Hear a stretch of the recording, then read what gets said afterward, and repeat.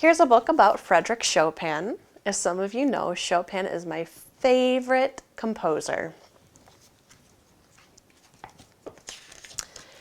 Frederic Chopin was born in 1810 in Zelezowa Wola, Poland. Almost all of his compositions were written just for the piano. Chopin wrote beautiful music for the piano and invented new ways of playing it.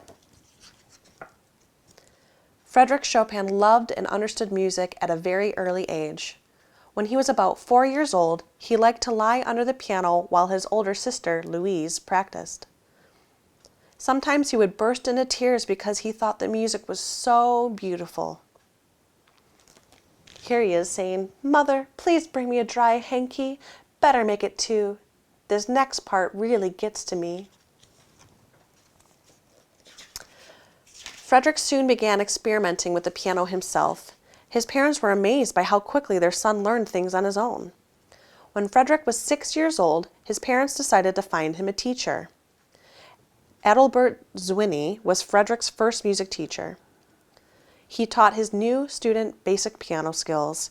He also taught Frederic a love for the music of such great composers from the past as Johann Sebastian Bach and Wolfgang Amadeus Mozart.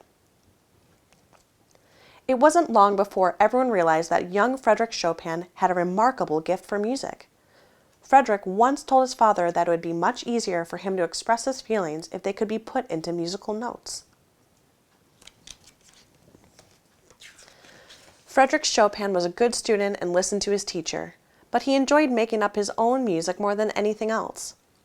By the time Chopin was 8 years old, some of his musical pieces had been published, and he had even given a public concert. At the concert, Frederic was more worried about what the audience thought of his new velvet coat and collar than what they thought about his music. As it turned out, the audience loved Chopin's music. Mr. and Mrs. Chopin were proud of Frederic's musical talent.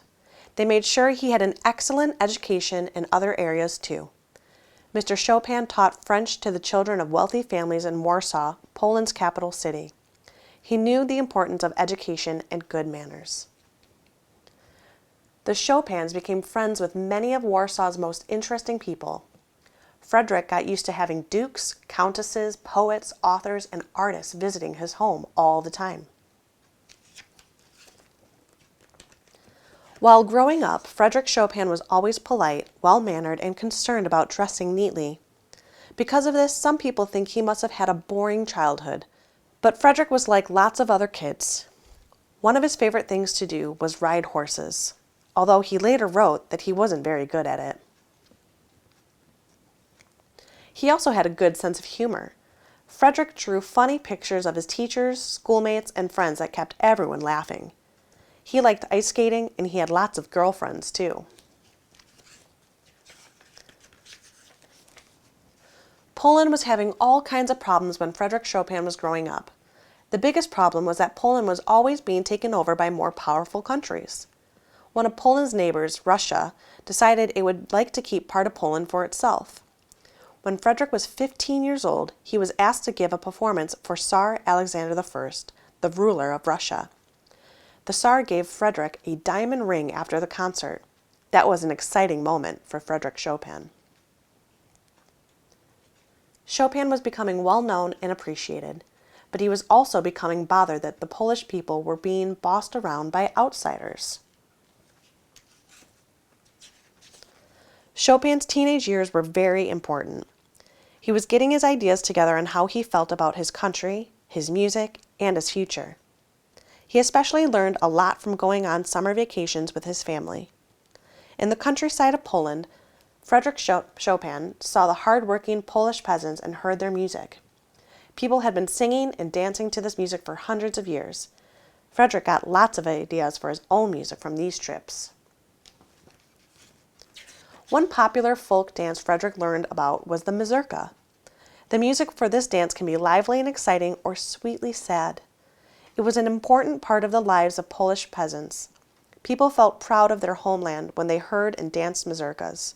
They knew they had something of their own that even a bossy Tsar couldn't take from them.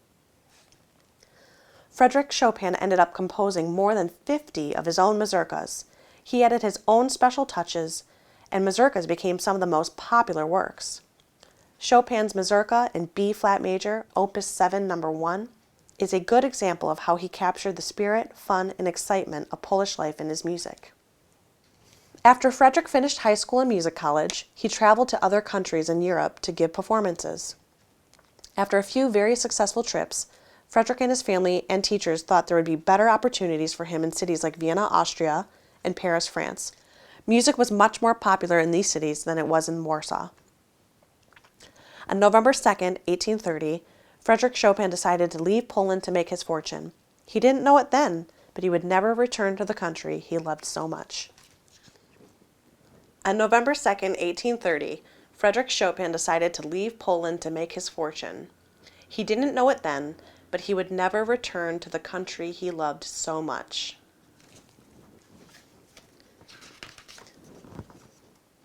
At the time Chopin left home, Poland wasn't the only country with problems.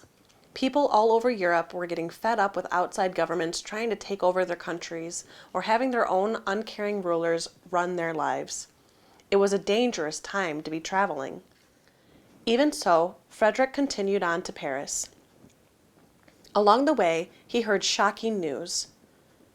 A group of Polish citizens had started a rebellion to throw out the Russian Tsar and his soldiers. Frederic was upset and was worried about the safety of his friends and family. He became inspired to compose one of his most exciting and powerful pieces, the Etude in T Minor, also known as the Revolutionary Etude. This piece is filled with the spirit of rebellion. In parts, it seems to explode with rushing piano sounds. All of Chopin's hopes for his country come alive in this amazing piano piece.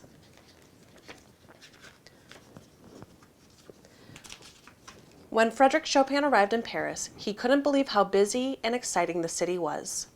Paris was filled with famous authors, poets, and artists, and especially musicians and composers. Frederic was welcomed right away. He became best friends with one of the most famous pianists of all time, Franz Liszt. Liszt was a piano virtuoso. A virtuoso is a person who does something better than almost anyone else in the world. Chopin was surprised to find out that virtuosos would sometimes challenge each other to see who was the best. Audiences loved these contests. Once Frederic watched Liszt and another virtuoso have a playoff. In the past, Frederic had given concerts as a way of making money and becoming better known. But even though he was one of the best pianists ever, Chopin never really enjoyed playing for big audiences. In fact, he was usually terrified of performing. In Paris, people weren't that interested in Chopin's concerts because Chopin wasn't as big a show-off and didn't play as loudly as other piano virtuosos. That was just fine with Frederic. Now he was able to spend more time composing and playing for small groups of friends.